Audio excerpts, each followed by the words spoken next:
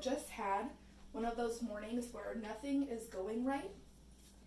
You woke up late, you spilled your coffee, you forgot your important papers for work, and you also forgot to brush your teeth? You walk into work. The receptionist greets you with one of the biggest smiles you have ever seen. A smile is now beginning to form on your face. You're thinking that a bad morning can stop right here. As you walk to your desk, you send a smile to one of your coworkers whose frown turns upside down. Good afternoon, ladies and gentlemen. My name is Serene, and I am a very smiley person. I have always tried to have a smile on my face, regardless if it's been a good day or a bad day. Smiles just really put me in a good mood. Today, I'm going to take you on a trip down learning lane.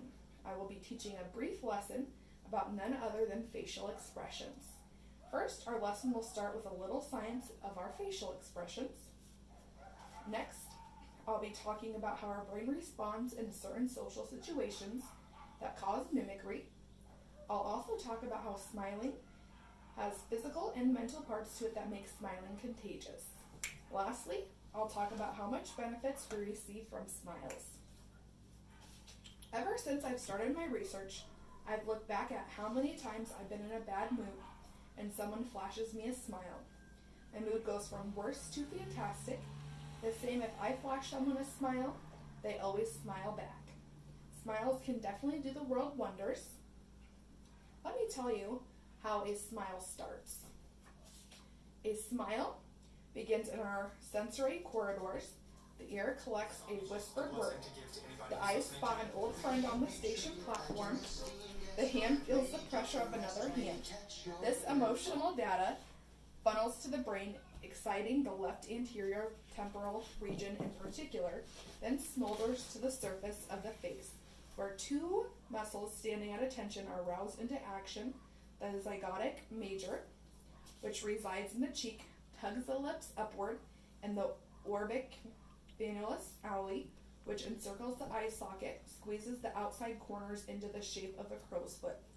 The entire event is short, typically lasting from 2/3 of a second to 4 seconds, and those who witness it often respond by mirroring the action and smiling back. And that was according to Association of Physiological Sciences. The idea of a smile is usually associated with happiness. People in social situations stimulate others' facial expressions to create emotional responses in themselves. We don't usually recognize that we are doing it. It helps us recognize what they're feeling by associating it with a time where we felt that expression. We extract this emotional meaning from facial expressions in a matter of milliseconds.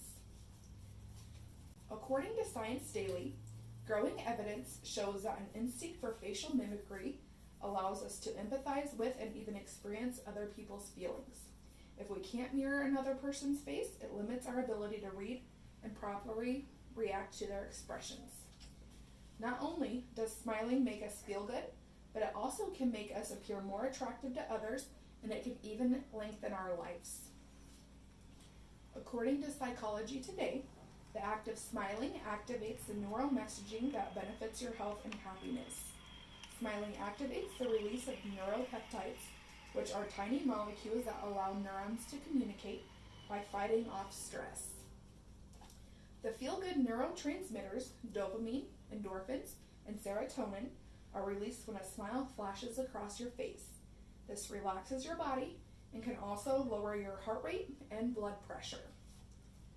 In conclusion, each time you smile at someone, they return the favor.